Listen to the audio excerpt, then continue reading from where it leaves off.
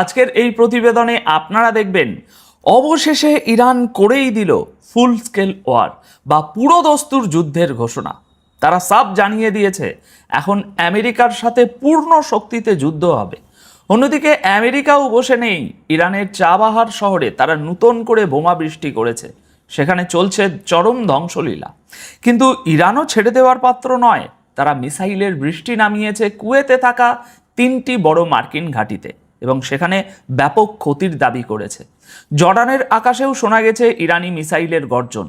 আর ওদিকে Hormuz প্রণালীতে Iran আরও 2টি জাহাজ জ্বালিয়ে ছাই করে দিয়েছে।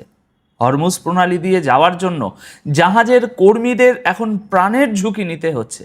আর সেই বিপদের জন্য তাদের যে পরিমাণ টাকার অফার দেয়া হচ্ছে তা শুনলে আপনাদের চোখ কপালে উঠবে। এর পাশাপাশি ইয়েমেনের হুতিদের সামুদ্রিক অবরোধের ঘোষণায় কড়া ওয়ার্নিং দিয়েছে সৌদি আরব। দর্শক বন্ধুরা, আজকের হেডলাইন্স যেমন ভারী, খবরগুলোও হেভি সুপার। তাহলে চলুন শুরু করা যাক। পুরো পৃথিবী যে জিনিসটাকে ভয় পাচ্ছিল, ইরান এবার সেই কথাটাই খোলাখুলি বলে দিয়েছে। ইরানের প্রেসিডেন্ট মাসুদ পেজিশিয়ান ঘোষণা করে দিয়েছেন যে ইরান এখন আমেরিকার বিরুদ্ধে ফুল স্কেল ওয়ার বা এক সর্বাত্মক যুদ্ধ লড়ছে। অর্থাৎ এই যুদ্ধ এখন আর শুধু একটা হামলা বা পাল্টা হামলার মধ্যে আটকে নেই। দুই দেশ এখন নিজেদের পুরো শক্তি নিয়ে একে অপরের মুখোমুখি এসে দাঁড়িয়েছে। গতকাল 20 জুলাই গভীর রাতে দেওয়া এক বিবৃতিতে প্রেসিডেন্ট মাসুদ পেজিশিয়ান বলেন, বাস্তবটা হলো আজ ইসলামিক রিপাবলিক অব ইরান আমেরিকার সাথে ফুল স্কেল যুদ্ধে লিপ্ত হয়ে গিয়েছে। আমাদের এই বাস্তবতাটাকে মেনে নিতে হবে এবং এই যুদ্ধের যে স্বাভাবিক পরিণতি হবে তার জন্যও প্রস্তুত থাকতে হবে। তার মানে ইরানের প্রেসিডেন্ট পরিষ্কার করে দিয়েছেন এবার আর পিছিয়ে আসার কোনো প্রশ্নই ওঠে না। ফলাফল যাই হোক না কেন, শেষ নিঃশ্বাস পর্যন্ত লড়াই করার সিদ্ধান্ত নেওয়া হয়ে গেছে। এই বিবৃতি এমন একটা সময়ে এলো যখন আমেরিকা ইরানের বেশ কিছু নতুন এলাকায় হামলা জোরদার করেছে। এমনকি ইরানের যে শহরে পরমাণু বিদ্যুৎ কেন্দ্র রয়েছে তাকেও টার্গেট করা হয়েছে। আর ঠিক এই কারণেই ইরানকে আজ বাধ্য হয়ে ফুল স্কেল যুদ্ধের ঘোষণা করতে হলো। জবাবে ইরানও বাহরাইন, জর্ডান এবং সিরিয়ায় থাকা আমেরিকা ও তাদের মিত্র দেশগুলোর ঘাঁটিতে হামলা বাড়িয়ে দিয়েছে। সোজা কথায় যুদ্ধের নকশা এখন পুরোপুরি বদলে গেছে। এটা এখন আর শুধু মিসাইল ছোড়াছুড়ির মধ্যে সীমাবদ্ধ নেই। দুই দেশই মেনে নিয়েছে যে পুরোদস্তুর যুদ্ধ শুরু হয়ে গেছে। আর এমন যুদ্ধের মানে হলো ধ্বংসের কোনো সীমা পরিসীমা থাকবে না। চলুন এবার পরের খবরে যাই। আমেরিকা এবং ইরানের মধ্যে হামলার মাঝেই কেটে গেল আরও একটা রাত। ধ্বংস হলো আরও একটা শহর। দুই তরফ থেকেই আবারও জোরদার হামলা হয়েছে। প্রথমে আপনাদের আমেরিকার হামলার খবরগুলো শোনাই, কারণ প্রথম হামলাটা তারাই করেছে। এরপর ইরানের পাল্টা হামলার খবরও আপনাদের বিস্তারিত বলবো। মার্কিন সেনার সেন্ট্রাল কমান্ড ঘোষণা করেছে আজ 21 জুলাই ভোরে মার্কিন প্রেসিডেন্ট ডোনাল্ড ট্রাম্পের নির্দেশে ইরানের বিরুদ্ধে নতুন করে হামলার আরেকটা রাউন্ড শুরু হয়ে গেছে। সেন্টকম তাদের অফিসিয়াল বিবৃতিতে জানিয়েছে মার্কিন ফোর্সেস ইরানের বিরুদ্ধে নতুন এয়ার স্ট্রাইক করেছে।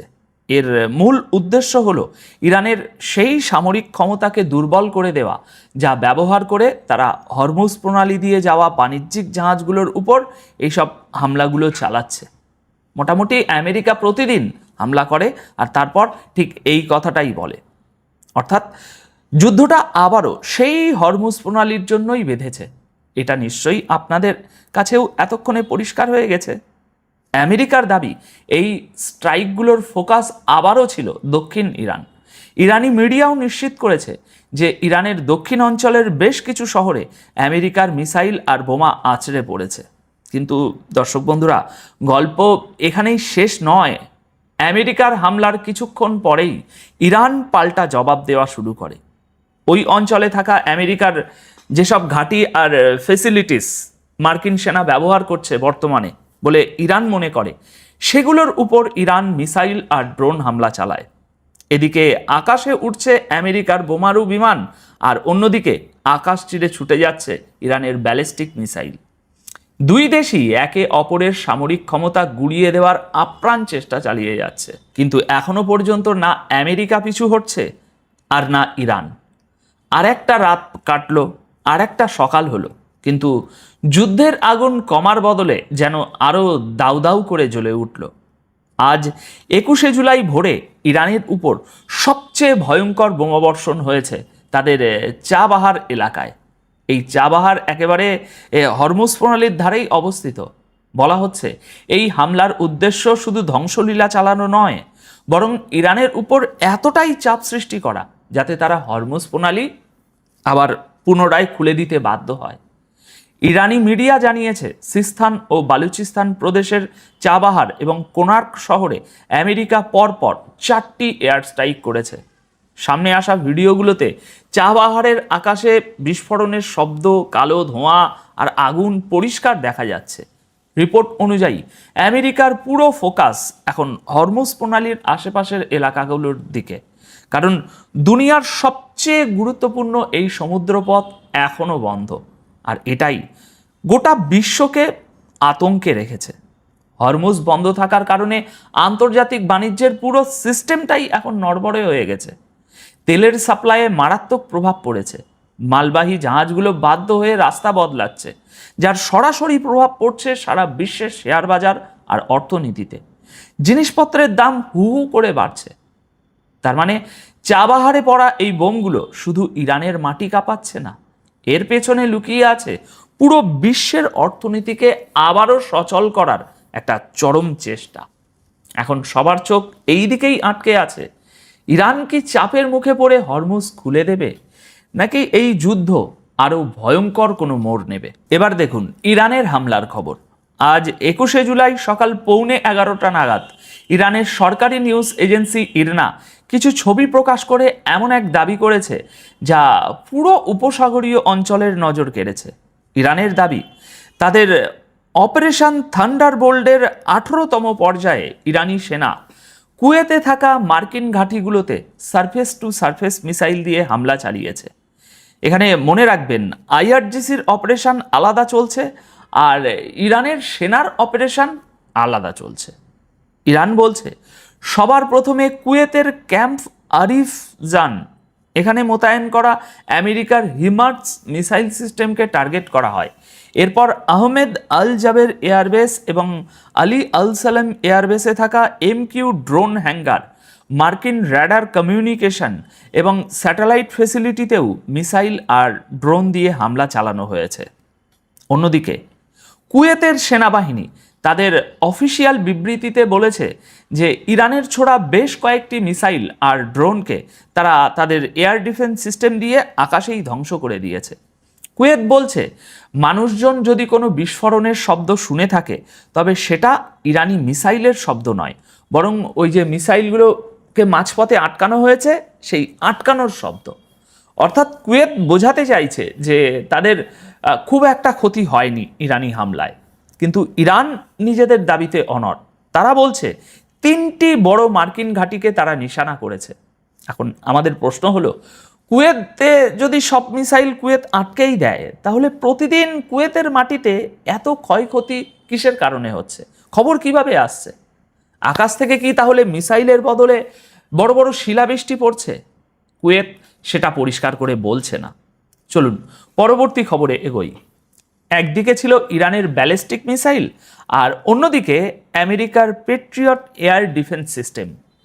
এই দুইয়ের মাঝে আকাশে এমন এক যুদ্ধ চলল যা দেখে সাধারণ মানুষ দীর্ঘক্ষণ আতঙ্কে সিটিয়েছিল। আবার কেউ কেউ হয়তো এই দৃশ্য এনজয়ও করেছে। আজ 21শে জুলাই সামনে আসা ভিডিওতে দেখা যাচ্ছে জর্ডানের আকাশে ইরানি মিসাইল আর পেট্রিয়ট ইন্টারসেপ্টারগুলোর মধ্যে একেবারে সরাসরি টক্কর চলছে। জর্ডানের দাবি, ইরানের ছোড়া মিসাইলগুলোকে তারা মাঝপথেই ধ্বংস করেছে, আর আকাশের ওই জোরালো বিস্ফোরণগুলো তারই প্রমাণ। তবে গল্প শুধু জর্ডানেই আটকে থাকেনি। এই সময় ইরাকের ইরবিল শহরে থাকা মার্কিন ঘাঁটিগুলোর দিকেও ইরান মিসাইল ছুড়েছে। তার মানে যুদ্ধ এখন আর শুধু মাটিতে লড়া হচ্ছে না, পুরো অঞ্চলের আকাশ এখন মিসাইল, ইন্টারসেপ্টার আর আগুনের গোলায় ভরে গেছে।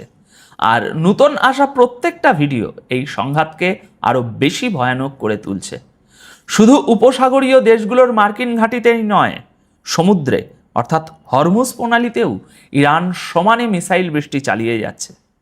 ইরানের আইআরজিসি দাবি করেছে যে তারা মিসাইল ছুড়ে আরও 2টো তেলবাহী জাহাজকে টার্গেট করেছে। আর এই হামলার পর 2টো জাহাজই একেবারে আগুনের গোলায় পরিণত হয়েছে। দর্শক, ঠিক এই রকমই একটা খবর আপনাদের মনে আছে, আমরা গতকালও দিয়েছিলাম। আর এটা হলো আজ 21শে জুলাইয়ের একদম তাজা খবর। কিন্তু আবারও হরমুজ থেকে ভয়ঙ্কর ছবি সামনে এসেছে। খবর অনুযায়ী আজ 21শে জুলাই সকালে আইআরজিসি জানায় 2টো তেলের জাহাজ হরমুজ প্রণালীর দক্ষিণ রুট দিয়ে যাওয়ার চেষ্টা করছিল। অথচ আমরা সবাই জানি যে ইরান আগেই ওই রাস্তাকে অনিরাপদ ঘোষণা করে সেখান দিয়ে কোনো জাহাজকে না যাওয়ার একটা ওয়ার্নিং দিয়ে রেখেছিল, সতর্কবার্তা দিয়ে রেখেছিল। আইআরজিসি বলছে বিস্ফোরণের পর 2টো জাহাজই আগুনে ঢেকে যায় এবং মাঝ সমুদ্রেই আটকে পড়ে। উদ্ধারকারী দলগুলো এখন জাহাজগুলোকে বিপদমুক্ত করার আপ্রাণ চেষ্টা করছে বলে জানা যাচ্ছে। এরই সাথে আইআরজিসি সারা বিশ্বের শিপিং কোম্পানিগুলোকে একটা আবারও ওয়ার্নিং দিয়ে বলেছে যে সমুদ্রপথের নিরাপত্তা নিয়ে মার্কিন সেনাবাহিনীর কোনো কথাতেই যেন কেউ ভরসা না করে, কারণ হরমুজের দক্ষিণ রুট এখনও বিপদমুক্ত নয়। ইরান আবারও সাফ জানিয়ে দিয়েছে যতদিন এই অঞ্চলে আমেরিকার সামরিক অভিযান চলবে হরমুজ প্রণালী বন্ধই থাকবে। পৃথিবীর কারো ক্ষমতা নেই এটা খোলানোর। অর্থাৎ হরমুজ প্রণালীতে এখন শুধু জাহাজ চলছে না, বরং দুনিয়ার সবচেয়ে গুরুত্বপূর্ণ এই জলপথে যুদ্ধের আঁচ প্রতিদিন আরও তীব্র হচ্ছে। দর্শক, এবার একটা ইন্টারেস্টিং খবর। হরমুজে ইরান আর আমেরিকার এই যুদ্ধ এখন এমন জায়গায় পৌঁছেছে যেখানে জাহাজে কাজ করা কর্মীদের রীতিমতো হাতের মুঠোয় প্রাণ নিয়ে সফর করতে হচ্ছে। আর এই প্রাণেরও একটা দাম আছে, এই ঝুঁকিরও একটা বড়সড় দাম আছে। এখন হরমুজ প্রণালী দিয়ে যাওয়ার জন্য জাহাজের কর্মীদের অর্থাৎ স্টাফদের লক্ষ লক্ষ টাকার সমান এক্সট্রা পেমেন্ট বা বোনাস অফার করা হচ্ছে, যাতে যে কেউ এই ভয়ঙ্কর সফরের জন্য রাজি হয়ে যায়। ব্লুমবার্গের রিপোর্ট অনুযায়ী দুনিয়ার অন্যতম বড় সুপার ট্যাঙ্কার কোম্পানি সিনোকোর তাদের কর্মীদের হরমুজ দিয়ে যাওয়ার বিনিময়ে 6 মাসের এক্সট্রা বেতনের অফার দিয়েছে। রিপোর্টে বলা হয়েছে মাত্র 1 মাসের সফরের জন্য জাহাজের সবচেয়ে কম বেতন পাওয়া কর্মীটিও প্রায় $9,000 এক্সট্রা পাবেন। অন্যদিকে জাহাজের ক্যাপ্টেনকে $900 মতো এক্সট্রা পেমেন্ট অফার করা হয়েছে। সোজা কথায়, জানের ঝুঁকি যত বড়, টাকার অঙ্কও তত বড়। ব্লুমবার্গ বলছে জাহাজের মালিকরা এই একটা সফর থেকেই কোটি কোটি টাকা কামাতে পারেন, আর সেই কারণেই তারা কর্মীদের এই বিশাল অঙ্কের টাকা দিয়ে হলেও এই চরম ঝুঁকি নিতে প্রস্তুত। রিপোর্ট অনুযায়ী আমেরিকা, ইসরায়েল আর ইরানের যুদ্ধ শুরু হওয়ার পর থেকে পারস্য উপসাগর এবং তার আশপাশে এখনো পর্যন্ত 59টি কমার্শিয়াল জাহাজে হামলা হয়েছে আর 17 জন নাবিক নিজেদের প্রাণ হারিয়েছেন। তার মানে হরমুজ প্রণালী এখন আর শুধু দুনিয়ার সবচেয়ে গুরুত্বপূর্ণ তেল রুট নেই, এটা এমন এক সমুদ্র হয়ে দাঁড়িয়েছে যেখানে প্রতিটা সফরের সাথে একদিকে রয়েছে বিপুল টাকা আর অন্যদিকে রয়েছে মৃত্যুর হাতছানি। দর্শক, এবার আসি ইয়েমেনের কথায়। হুতিদের সামুদ্রিক অবরোধের ঘোষণার পর এবার সৌদি আরবও খোলাখুলি ময়দানে নেমে পড়েছে। হুতিদের সন্ত্রাসবাদী মিলিশিয়া আখ্যা দিয়ে সৌদি আরব তাদের ঘোষণার কড়া নিন্দা করেছে এবং সাফ জানিয়ে দিয়েছে নিজেদের জাহাজের সুরক্ষার জন্য তারা যে কোনো প্রয়োজনীয় পদক্ষেপ নিতে পিছুপা হবে না। অর্থাৎ সৌদি আরবের তরফ থেকেও এবার যুদ্ধের ইঙ্গিত স্পষ্ট। গতকাল 20শে জুলাই গভীর রাতে সৌদি আরবের বিদেশ মন্ত্রক একটি অফিসিয়াল বিবৃতি জারি করে। গতকাল হুতিরা সৌদি আরবের বিরুদ্ধে যে সামুদ্রিক অবরোধের ঘোষণা করেছিল, আজ সকালে যে প্রতিবেদন আপনারা দেখেছেন আমাদের চ্যানেলে, যেখানে তারা বলেছিল সৌদি আরবে আসা যাওয়া করা যে কোনো জাহাজে তারা হামলা চালাবে, সৌদি আরব সেই ঘোষণাকে পুরোপুরি প্রত্যাখ্যান করেছে। সৌদি আরব বলছে হুতিদের এই দাবি ডাহা মিথ্যে যে সৌদি আরব ইয়েমেনের সাধারণ মানুষের উপর অবরোধ চাপাচ্ছে। সৌদির মতে নিজেদের ব্যর্থতা থেকে মানুষদের নজর ঘোরাতেই হুতিরা এই ধরনের মিথ্যে অভিযোগ করছে, আর কিছু নয়। সৌদি আরব আন্তর্জাতিক আইন এবং United Nation convention on the law of the sea অনুযায়ী এটা স্পষ্ট করে দিয়েছে যে তাদের সামুদ্রিক জাহাজের নিরাপত্তার জন্য যা যা করা দরকার তারা সব করবে। তারা এটাও মনে করিয়ে দেয় যে ইরানের সাথে এই যুদ্ধের সময় সারা বিশ্বে তেলের বাজারকে সামলে রাখতে সৌদি আরব একটা বিশাল ভূমিকা পালন করেছে। তারা এই অঞ্চলের অনেক দেশকে নিজেদের এয়ারপোর্ট আর বাণিজ্যের রাস্তাও ব্যবহার করতে দিয়েছে, যাতে দুনিয়াতে ব্যবসা বাণিজ্য বন্ধ না হয়। এই বিবৃতিতে সৌদি আরব হুতিদের উপর সরাসরি অভিযোগ এনে বলেছে, হুতিরাই ইয়েমেনকে এই আঞ্চলিক যুদ্ধে টেনে এনেছে। লোহিত সাগরে কমার্শিয়াল জাহাজে হামলা করে হুতিরাই ইয়েমেনের সাধারণ মানুষের কষ্ট বহুগুণ বাড়িয়ে দিয়েছে। সৌদি আরব আরও জানায়, সানা এয়ারপোর্ট থেকে পুনরায় বিমান চলাচল শুরু করার সমস্ত চেষ্টাকেও এই হুতিরাই প্রত্যাখ্যান করেছে। এমনকি তারা জর্ডানের প্রস্তাবও মেনে নেয়নি। সবশেষে সৌদি আরব বলছে যে দেশের ভিতরে মানুষের ক্ষোভ এবং নিজেদের ব্যর্থতা থেকে নজর ঘোরাতেই হুতিরা সৌদির উপর মিথ্যে দোষ চাপাচ্ছে। তার মানে দর্শক বন্ধুরা বুঝতেই পারছেন, এখন শুধু মিসাইলের যুদ্ধ চলছে না, কথার যুদ্ধও সমান তালে ধারালো হয়ে উঠেছে। একদিকে হুতিরা সৌদির দিকে যাওয়া সমুদ্রপথ বন্ধ করার হুমকি দিচ্ছে, আর অন্যদিকে সৌদি আরব তাদের খোলাখুলি চ্যালেঞ্জ ছুড়ে দিচ্ছে। প্রতিটা দিন যাওয়ার সাথে সাথে এমনটাই মনে হচ্ছে যে মধ্যপ্রাচ্যের এই আগুনের মধ্যে যুদ্ধের আরও একটা নতুন ফ্রন্ট খুলে যাওয়া এখন সময়ের অপেক্ষা। তো দর্শক, আপাতত খবর এ পর্যন্তই। পুরো পরিস্থিতি কোন দিকে মোড় নেয় সেদিকে আমাদের নজর থাকবে। ভিডিওটি ভালো লাগলে একটি লাইক করুন এবং কমেন্টে আপনাদের মতামত অবশ্যই জানান। আসসালামু আলাইকুম প্রিয় দর্শক, আমাদের আজকের পর্যালোচনার বিষয় হচ্ছে আমেরিকার ডিজিটাল চোখ অন্ধ করে দিল ইরান। অত্যন্ত গুরুত্বপূর্ণ খবর। এতদিন আমরা এক ধরনের খবর দিয়েছি, এখন প্রাযুক্তিক সেক্টরগুলোকে ধ্বংস করে দেবার জন্য ইরানের যে পরিকল্পিত হামলা, এটা আসলে একদম লক্ষ্যভেদী একটা দৃশ্য তো দেখতেই পাচ্ছেন। ইরান কি বলছে? ইরান বলছে যে মার্কিন বাহিনীর ডিজিটাল চোখ তারা অন্ধ করে দিয়েছে। ইরানের সশস্ত্র বাহিনী দাবি করেছে নাসর 2 অভিযানের 24তম তীব্র আক্রমণে বাহরাইনে অবস্থিত অ্যামাজনের কেন্দ্রীয় তথ্য ভান্ডার অবকাঠামো ধ্বংস করা হয়েছে। এটি মার্কিন বাহিনীর ডিজিটাল চোখ হিসেবেও পরিচিত। এটি তথ্য আদান প্রদানের অন্যতম গুরুত্বপূর্ণ কেন্দ্র হিসেবে ব্যবহৃত হচ্ছিল। প্রতিবেদনে বলা হচ্ছে যে এমি সাউথ 1 নামে পরিচিত অ্যামাজনের ক্লাউড অঞ্চলটি মধ্যপ্রাচ্যে কোম্পানিটির প্রথম কেন্দ্রীয় তথ্য প্রক্রিয়াকরণ কেন্দ্র, যা 2019 সালে চালু হয়। এতে আরো দাবি করা হয় বাহরাইনে অবস্থিত অ্যামাজনের এই স্থাপনাটি উপসাগরীয় অঞ্চলে যুক্তরাষ্ট্র ও তার মিত্রদের তথ্য প্রক্রিয়াকরণের প্রধান কেন্দ্র এবং কার্যত তাদের তথ্য ব্যবস্থার মূল অবকাঠামো হিসেবে কাজ করে। প্রতিবেদন অনুযায়ী অ্যামাজন যুক্তরাষ্ট্রের প্রতিরক্ষা বিভাগের যৌথ যুদ্ধ পরিচালনা ক্লাউড সক্ষমতা প্রকল্পের 4টি প্রধান ঠিকাদার প্রতিষ্ঠানের একটি। প্রায় $9 বিলিয়ন এই প্রকল্পের মাধ্যমে পেন্টাগন ক্লাউড কম্পিউটিং, তথ্য বিশ্লেষণ এবং কৃত্রিম বুদ্ধিমত্তা ভিত্তিক প্রযুক্তি বিভিন্ন সামরিক অভিযান এবং আঞ্চলিক ঘাঁটিতে ব্যবহার করে থাকে। তো প্রিয় দর্শক, আরো খবর হচ্ছে যে বাহরাইনে অবস্থিত মার্কিন বাণিজ্যিক প্রতিষ্ঠান অ্যামাজনের কেন্দ্রীয় অবকাঠামো লক্ষ্য করে ইরান যে হামলা চালিয়েছে, তাতে পুরো অবকাঠামো ধ্বংস হয়ে গেছে বলে দাবি করা হচ্ছে। ইরানের আধা সরকারি বার্তা সংস্থা তাসনিমের বরাতে এই প্রতিবেদন প্রকাশিত হয়েছে। আইআরজিসি এটা নিয়ে একটা বিবৃতিও দিয়েছে। তাদের মহাকাশ বাহিনী একাধিক ক্রুজ ক্ষেপণাস্ত্র ব্যবহার করে আমাজনের কেন্দ্রীয় ডেটা অবকাঠামো ধ্বংস করে দিয়েছে। বিবৃতিতে আরো জানানো হয়, সম্প্রতি ইরানের দার খোভিন এলাকার বেসামরিক অবকাঠামোতে যুক্তরাষ্ট্রের চালানো হামলার জবাবেই এই হামলা চালানো হয়েছে। তবে এই হামলার দাবির সত্যতা আসলে এখন পর্যন্ত মার্কিন যুক্তরাষ্ট্র স্বীকার করেনি বা এই সংক্রান্ত কোনো তথ্য আমরা পাইনি। দেখুন, এটা এত স্বাভাবিকই, এই সংক্রান্ত তথ্য তো আর মার্কিন যুক্তরাষ্ট্র আগ বাড়িয়ে দেবে না। তারা পরাজয় বরণ করছে, সেই তথ্য আগ বাড়িয়ে উচ্ছ্বাসের সঙ্গে প্রকাশ করার মতো গর্ধভের কাজ তো আর হতে পারে না। তো সেই জন্য সেন্টকম হয়তো এখন পর্যন্ত কোনো কথা বলেনি।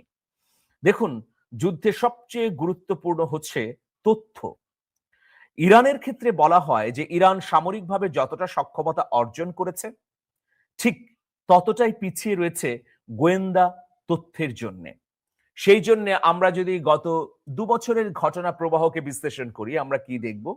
প্রেসিডেন্ট রাইসি থেকে শুরু করে হামাস প্রধান ইসমাইল হানিয়াকে কেবলমাত্র গোয়েন্দা ব্যর্থতার কারণে হত্যা করতে পেরেছিল মোসাদ। একেবারে ইরানের মূল কলিজার ভেতরে গিয়ে তারা কিন্তু হামলা করেছে ইসমাইল হানিয়াকে এবং হত্যা করেছে। এরপর প্রেসিডেন্ট রাইসি তিনি হেলিকপ্টারে করে রাষ্ট্রীয় নিরাপত্তার মধ্য দিয়ে আজারবাইজান প্রদেশে গিয়েছিলেন, কিন্তু আর ফিরতে পারেননি।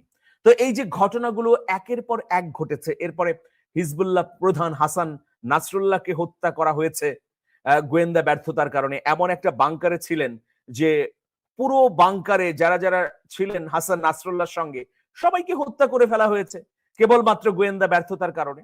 তো সেই জন্য বলছি যে একটি যুদ্ধক্ষেত্রে তথ্য অত্যন্ত গুরুত্বপূর্ণ। আবার দেখুন সাম্প্রতিক সময়ে ইরান কিভাবে এত সফলতা অর্জন করলো, অবাক করা ঘটনা। দেখুন বাহরাইনের কোথায় ভূগর্ভস্থ মার্কিন ঘাঁটি রয়েছে সেটাও সাম্প্রতিক সময়ে বের করে ফেলতে পেরেছে ইরান। জর্ডানের অপ্রকাশ্য মার্কিন স্থাপনাগুলোকে খুঁজে বের করেছে। বিপুল বিশাল বিপণী বিতানের মধ্যে একটা ফ্ল্যাট বা অ্যাপার্টমেন্ট নিয়ে রেখেছে মার্কিন যুক্তরাষ্ট্র। সেখানে গবেষণামূলক কাজ হচ্ছে, সেখানে ইন্টারনেট ভিত্তিক কাজ হচ্ছে, সেখানে মিডিয়ার কাজ হচ্ছে। সেগুলো কিন্তু এখন একদম সুস্পষ্টভাবে লক্ষ্যবস্তুতে পরিণত করতে পারছে আইআরজিসি। এটার কারণ কি? এটার কারণ হচ্ছে যে ইতোমধ্যে চীন, রাশিয়া এবং তুরস্ক প্রাযুক্তিক গোয়েন্দা তথ্য সরবরাহে ইরানকে সহযোগিতা করেছে। একদম সোজা হিসাব, নাক বরাবর হিসাব।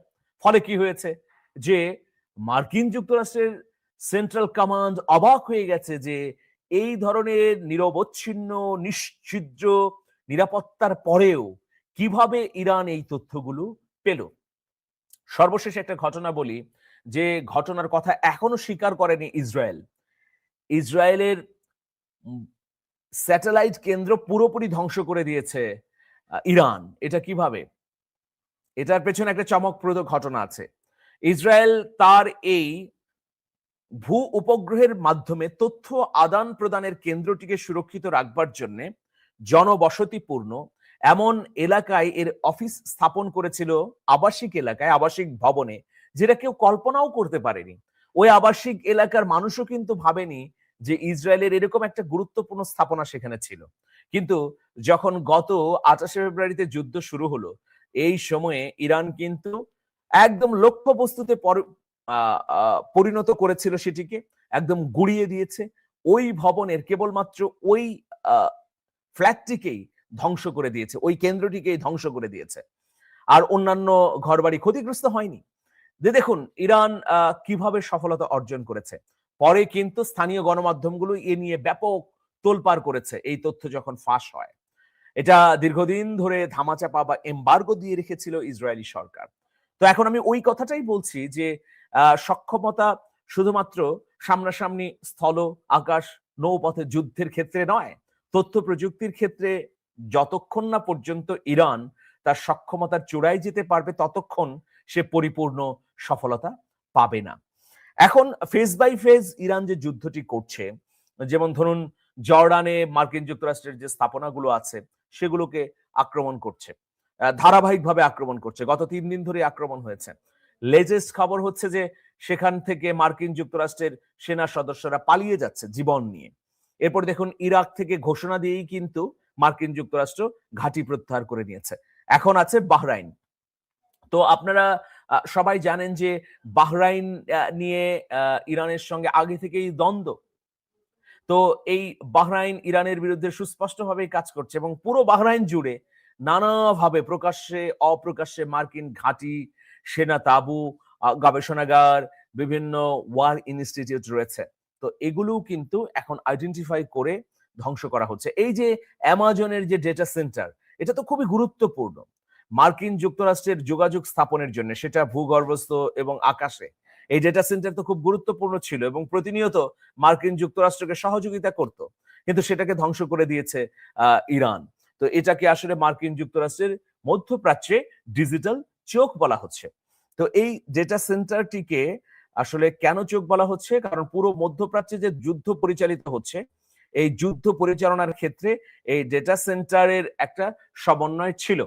যেমন ধরুন কখন কোথায় হামলা হবে, হামলায় কোন যুদ্ধ বিমান ব্যবহার করা হবে, ড্রোন নিক্ষেপ হবে কিনা, অথবা কিভাবে এই যে পুরো পরিকল্পনা, সেই পরিকল্পনা কিন্তু এই ডেটা সেন্টার থেকে বন্টিত হতো। ফলে আমরা কি দেখতে পেলাম, এই ডেটা সেন্টার ধ্বংস হওয়ার পরে গত ৪৮ ঘন্টার কথা যদি বলি, মার্কিন যুক্তরাষ্ট্র কিন্তু পুনর্বার বা ফের আর হামলা করতে পারেনি ইরানে। তো গুরুত্বপূর্ণ এই বিষয়গুলো যদি সক্ষম হয়ে ওঠে ইরান, তাহলে যুদ্ধক্ষেত্রে আরো দুর্দান্ত ভূমিকা পালন করতে পারবে। দর্শক, শেষ করছি একটা তথ্য দিয়ে। হাদি ফিরলেন রাষ্ট্রপ্রধান হয়ে, এটা আমার উপন্যাস। এর আগে আরো বেশ কটি উপন্যাস বেরিয়েছে, যেমন আর্তুগুল বাঙালি, বিপ্লবী আনোয়ার ইব্রাহিম, রাত নেমেছিল বুকে। এরপর আমরা কেউ কেউ এগুলো পড়ে থাকতে পারেন, রোহিঙ্গা তরুণী। তো এরপর এবার বের হলো হাদি ফিরলেন রাষ্ট্রপ্রধান হয়ে। তো কোন হাদি? হাদি তো মারা গেছেন। যে হাদি একটা বাংলাদেশকে প্রতিষ্ঠা করতে পারে, যে বাংলাদেশ হবে সাম্যের, ন্যায্যতার, সামাজিক ন্যায় বিচারের, সেই হাদির গল্পকে রূপক চিত্রকল্পের মধ্য দিয়ে অসাধারণ স্বপ্নাতুর লেখনীর ভাঁজে ভাঁজে তুলে ধরা হয়েছে। তো স্ক্রলে দেখানো একটা নাম্বারে আপনারা ফোন করে এটা সংগ্রহ করতে পারেন। যারা আমাকে পছন্দ করেন, সমসাময়িক বাংলাদেশকে বুঝতে চান, বাংলাদেশ কোন পথে এগুচ্ছে, ডিপ স্টেজে কি হচ্ছে, কিভাবে বাংলাদেশ তার গণ অভ্যুত্থান সার্থক করতে পারবে, এগুলো নিয়েই বইটি আপনারা পড়বেন আশা করছি। বিরক্ত করার জন্য দুঃখিত। ভালো থাকবেন। আল্লাহ হাফেজ।